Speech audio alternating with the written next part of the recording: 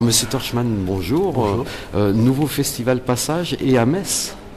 Et à Metz, comme vous dites, oui, mais et à Nancy aussi, et à Lunéville, et à Dijon, et à Montpellier, et dans pas mal de villes de la région parisienne.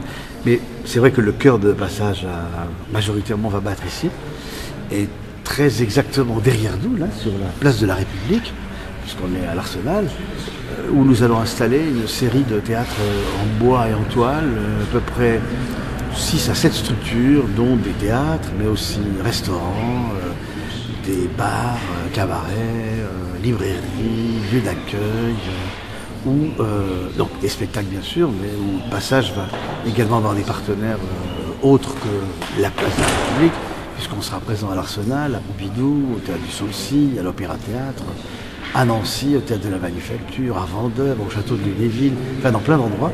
L'idée, c'était en passant à Metz, d'abord de répondre à une invitation chaleureuse et généreuse de la ville de Metz. Donc on n'a pas de raison de ne pas être poli quand on vous dit venez vous installer chez nous, on dit oui. Et comme la ville de Nancy ne nous a pas vraiment retenus, on reste quand même à Nancy, mais on va être majoritairement ici, où on espère réussir le pari dans une ville qui n'est pas extrêmement théâtrale, je veux dire, il n'y a pas beaucoup de productions théâtrales. On espère réunir un large panel de public qui va venir, je crois, d'un peu partout. En tout cas, on fait tout pour réussir cette édition internationale où les étrangers vont venir en masse.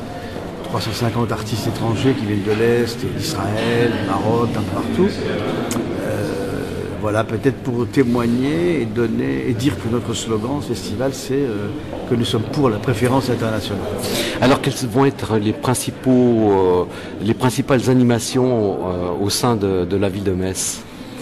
Alors, on ne peut pas vraiment parler d'animation, il y aura des spectacles surtout avant tout, il y aura par exemple deux opéras de Monteverdi qui vient de Lituanie, avec des marionnettes extraordinaires. Il y aura sur la place de la République les frères Forman, des troupes tchèques qui mêlent des grandes marionnettes et des acteurs.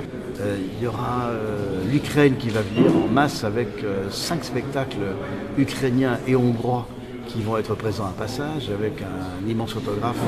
On exposera des photographies géantes de l'Ukraine sur la place de la République. On aura un Israélien qui travaille avec des robots. On aura Giovanna Marini, l'italienne, qui vient chanter avec 50 chanteurs italiens. On aura une chorégraphe marocaine. On aura, je ne sais plus, je crois qu'il va y avoir... Ah oui, il y aura tous les soirs des cabarets sur la place de la République, gratuits, qui seront offerts à la population sous notre bar qui s'appelle l'Étoile Rouge.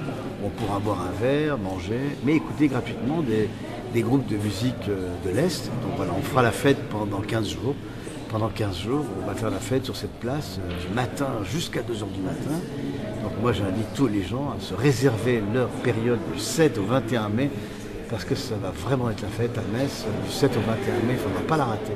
Vous avez un coup de cœur pour terminer? Ben non, j'en ai 57, puisqu'il y a 57 spectacles, donc les 57 coups de cœur. J'en ai un particulier ici, peut-être pour la venue de l'Ukraine, parce que l'Ukraine est un pays qui vit dans une situation politique extrêmement difficile.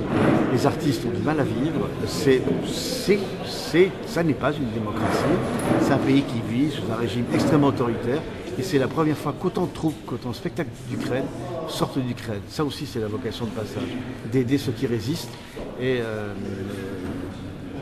c'est pour ça qu'on a des gens qui viennent aussi du Maroc, de Turquie, d'Israël, ceux qui résistent dans des situations difficiles.